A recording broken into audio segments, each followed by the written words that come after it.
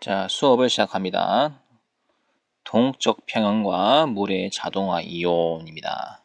한번 살펴보겠습니다. 먼저 이 내용을 설명하기 전에 인트로 내용 잠깐 보시죠.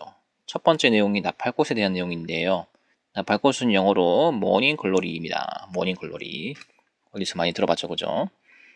자, 꽃말은 기쁨, 풋사랑 이렇게 정의하고 있네요. 글씨가 너무 작나? 좀 확대해볼까? 자, 오늘 동쪽 평형에 대해서 배우려고 하는데 왜 갑자기 나팔꽃이 나왔냐. 이 나팔꽃이요, 피기 전과 핀 후에 색깔이 달라요. 그 이유를 살펴보니까 꽃이 피면서 꽃 내부의 수소 이온 농도가 달라지기 때문에 색깔이 다르다고 하더라고요. 수소 이온이 많아지면 이런 색깔, 수소 이온이 적어지면 저런 색깔. 되게 신기하죠, 그죠? 다음에 수국도 마찬가지입니다. 일단 수국의 꽃말은 변덕, 진심 이런 내용인데, 저는 꽃말 볼 때마다 왜 이렇게 모순되는 내용을 적어놨나 싶기도 해요. 변덕이란 진심은 다른 거 아닙니까, 그죠? 근데 저는 변덕에 조금 가깝다고 봅니다, 이 수국의 꽃말이. 왜냐면 지금 수국 색깔이 세 가지 아닙니까? 세 가지뿐만 아니고 여러 가지가 있는데, 그 중에 대표적으로 토양이지 않습니까? 토양이 산성이면요, 이게 푸른색을 띈다고 해요. 여러분 대왕암 가시면 이렇게 수국이 피거든요. 그때 푸른색 수국이 있어요. 그 수국은 토양이 산성이라는 뜻입니다. 다음에 이제 토양이 중성이면 흰색으로 나온대요. 그리고 토양이 염기성이면 붉은색으로 나온다고 합니다. 즉, 이 수국은요, pH의 영향을 받는다 그래요. pH. 수소 이온 농도를 말하거든요. 그러니까 pH가 낮으면 푸른색이고, pH가 높으면 붉은색이고, pH가 중성이면 흰색을 띠고 있다는 게 수국의 색깔입니다. 다음에 나프탈렌 시계라는 게 있는데, 나프탈렌 시계는 일본 사람이 만든 건데요. 이게 뭐냐면요, 여기 지금 보시면 유리관이 있거든요. 밀폐된 유리관이 있는데 그 안에다가 나프탈렌 시계를 이렇게 집어넣어요. 이 시계는 나프탈렌 성분으로 만든 겁니다. 100%. 그러면 이제 어떤 일이 벌어지냐, 밀폐된 투명 상자 안에 나프탈렌으로 만든 시계 놔두면 시간이 조금 지나고 나서 벽면에 흰색 고체가 달라붙기 시작한대요. 즉, 쉽게 말하면 나프탈렌 100g 있다고 합시다. 근데 시간 지나고 나면 나프탈렌이 고체에서 기체로 승화를 하죠, 그죠? 이렇게 승화하다가 벽에 부딪혀가지고 다시 고체가 달라붙는 거야. 그러니까 승화가 이렇게 달라붙다 보니까 달라붙은 고체의 양을 전부 합하면은 이제 100g이 나온다, 이런 내용이거든요. 자, 그러면 그 화학 반응식을 보시면 여기 나프탈렌 고체가 있습니다. 여기 나프탈렌이거든요. 근데 이제 승화 과정을 거쳐가지고 기체가 돼요. 기체가 됐다가 다시 벽 쪽에 고체가 되는 이런 단계를 거치는 것이죠. 자, 오늘 할 내용이 동쪽 평형과 관련 있는 내용입니다. 참고로 여기 지금 화살표 보이시죠? 여기 화살표. 왔다 갔다 하는 거. 왔다 갔다 하는 이 화살표가 오늘 내용의 키포인트거든요. 고체에서 기체가 되고 기체에서 고체가 되고, 그러니까 서로 왼쪽 오른쪽으로 왔다 갔다 할 수 있는 상태가 이 화살표 두 개란 뜻이야. 자, 그런 내용을 토대로 한번 1번 문제 본격적으로 한번 들어가 봅시다. 자, 가역과 비가역에 대한 내용인데요. 좀 생소한 단어죠, 그죠? 근데 앞으로 이 단어 많이 쓸 겁니다. 자, 가역과 비가역을 설명할 때 요 화학 반응식을 많이 쓰는데요. 먼저 평범한 화학 반응식을 이렇게 갖다 놨습니다. 왼쪽은 반응물이고 오른쪽이 생성물이라고 하는 거. 그 다음에 그 사이에 화살표가 왔다 갔다 하는 게 있죠, 그죠? 자, 이 내용을 가지고 한번 살펴보겠습니다. 가역 반응이 무엇이냐? 가역 반응은 정 반응과 역 반응이 모두 일어나는 반응입니다. 참고로 정 반응이 무엇이냐면요, 정 반응은요, 반응물에서 생성물로 가는 게 정 반응이고요. 역 반응은 무엇이냐면, 역 반응은 말 그대로 완전 반대죠. 생성물에서 반응물로 가는 과정을 말합니다. 그러니까 오른쪽이 정 반응이면 왼쪽으로 가는 게 역 반응이 되는 것이죠, 그죠? 자, 그러면 가역 반응은요, 이렇게 정 반응과 역 반응이 모두 일어날 수 있는 반응을 말합니다. 쌍방향 가능하고요.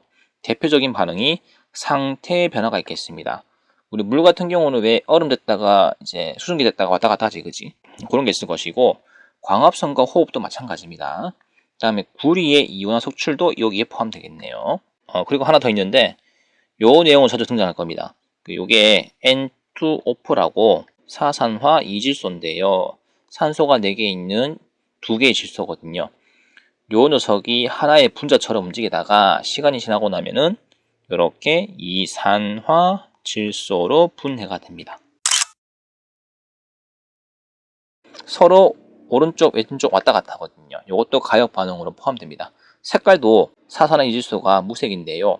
시간 지나고 나면 이산화 질소의 어떤 적갈색 형태로 바뀌거든요. 다시 한번 정의합니다. 가역 반응은 왼쪽과 오른쪽을 왔다 갔다 할 수 있는 반응이라 하는 거 꼭 기억하시고요. 다음에 비가역 반응이 있습니다. 자, 비가역 반응이 뭐냐면요. 양쪽 정반응과 역반응이 왔다 갔다 하는 게 아니고요.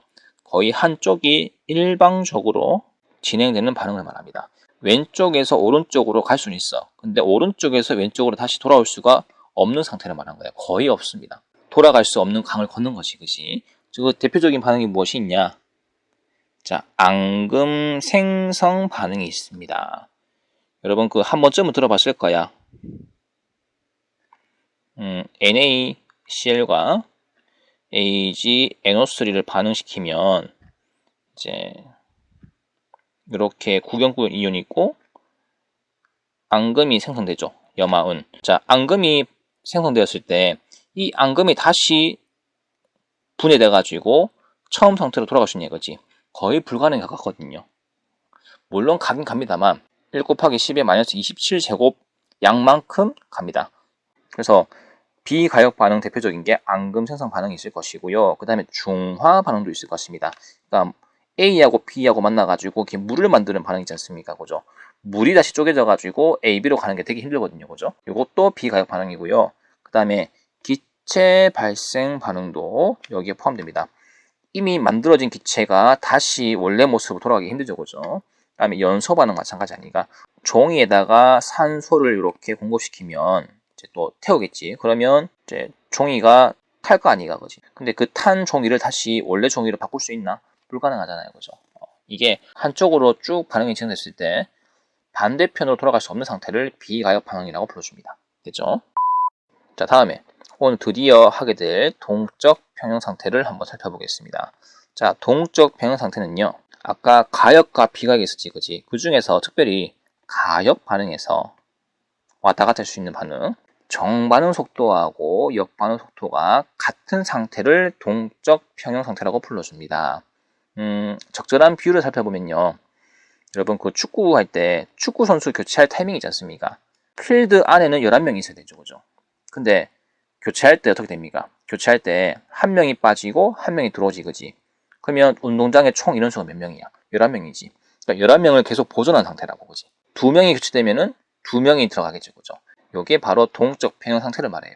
다음에 청불비 구독자가 380명인데 제 구독자 특징이요.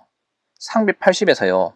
379로 내려갈 때가 있어. 그럼 반드시 한 명이 또 채워지더라고. 한 명 빠진 만큼 한 명이 다시 보충이 된다 하는 거.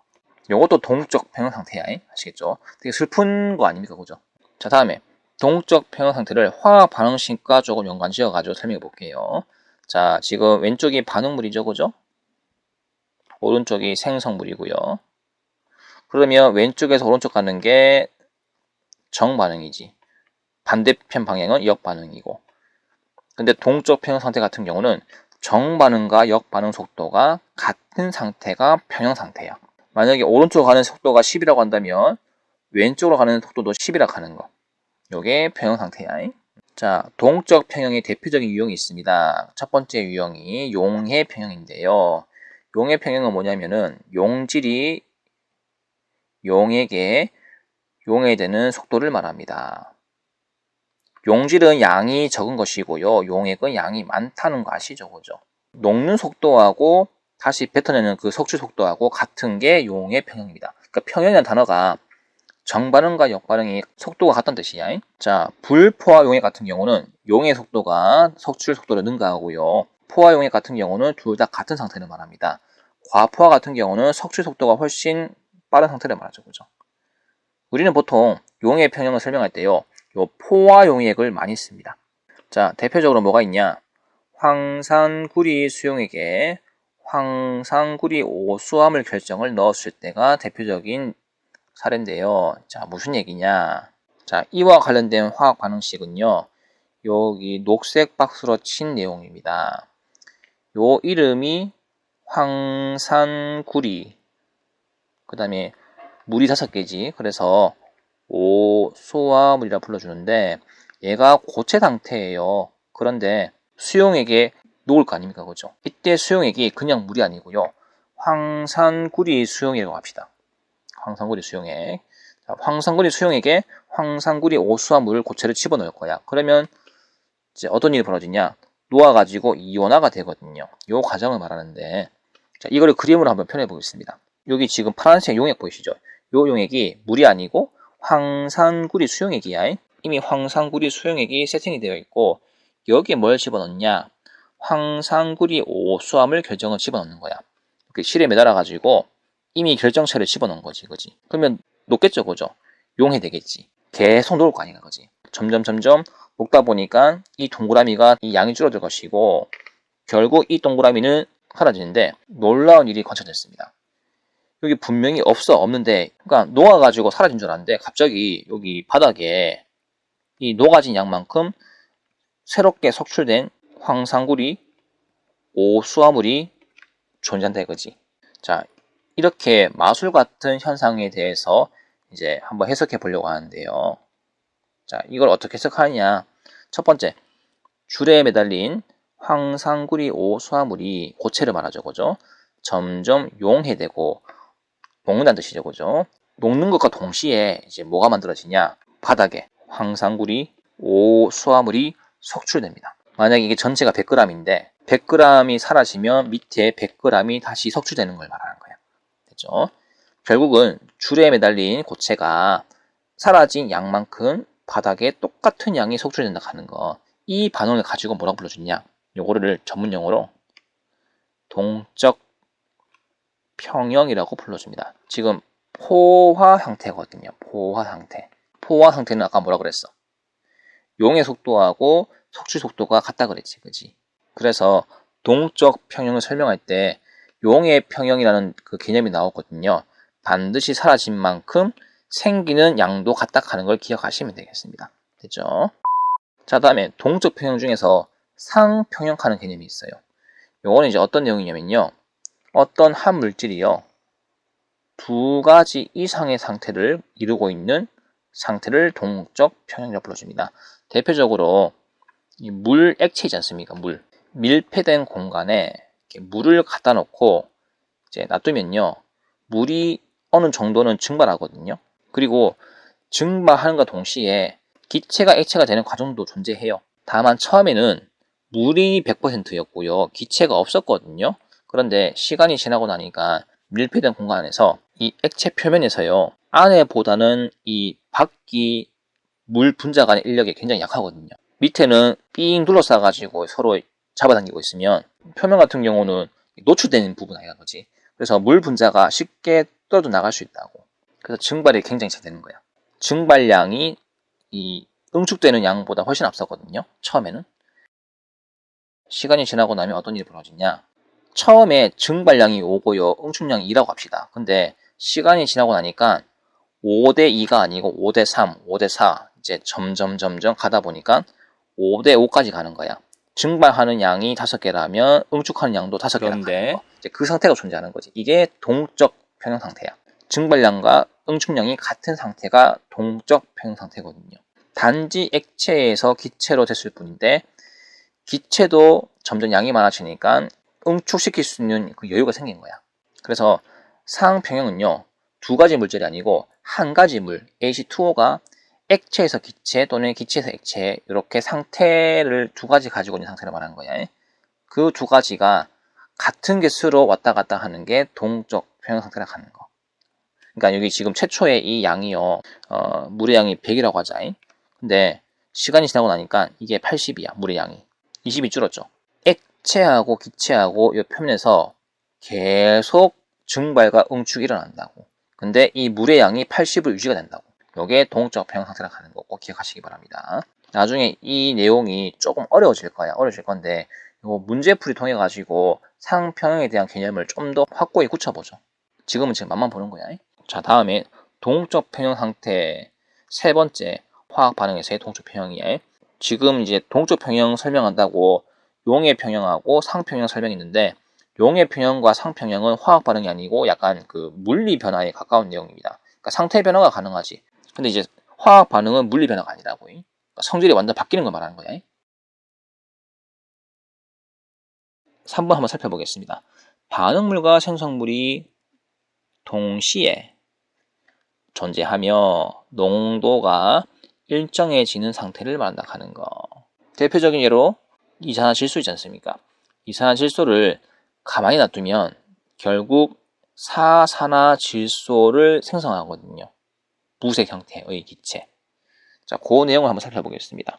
여기 왼쪽 한번 잠깐 보시죠. 자, 그림은 단순한데 굉장히 많은 의미가 들어있습니다. 여기 최초의 시작을 한번 살펴볼게요. 일단 밀폐된 공간이고요. 온도가 일정합니다. 지금 한 시험관 안에 이산화질소를 꽉 채웠거든요. 다른 물질은 집어넣지 않고 무조건 100% 이산화질소만 집어넣었어요. 근데 이 녀석을 집어넣고 뚜껑 잠그고 밀폐시켜놓고 가만히 놔두니까 어떤 일이 벌어지냐. 시간이 지나고 나서 색깔이 점점 연해지거든요. 그리고 시간이 지나고 나서 어느 시간대부터 이 농도가 이 상태를 유지하고 있더라 이거지. 더 이상 옅어지거나 진해지지 않고 요 노란 상태를 유지하고 있었어. 이게 동적 평형 상태입니다. 그러면 이 동적 평형 상태에 어떤 물질이 들어있냐? 여기 적갈색도 포함되어 있고요. 이산화질소로 말하는 거야. 그 다음에 여기 사산화질소도 포함되어 있는 거야.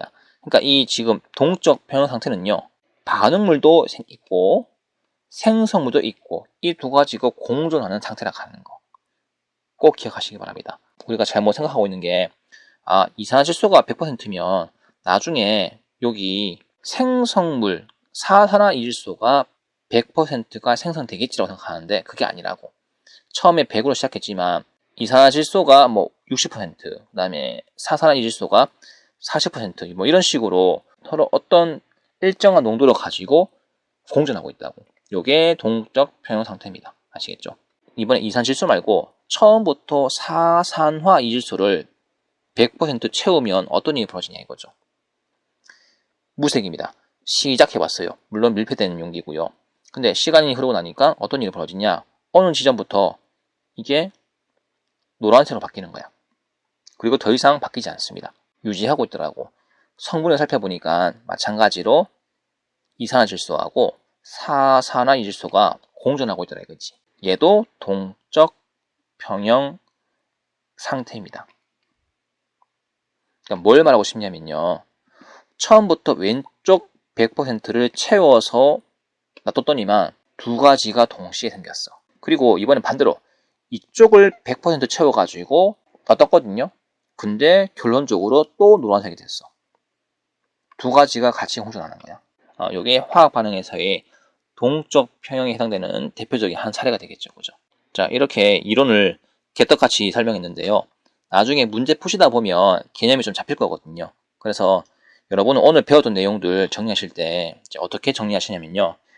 동적 평형 상태는 정반응 속도하고 역반응 속도가 같다 하는 거. 그것만 좀 기억하시면 되겠습니다. 자, 오늘 수업은 여기까지 할게요.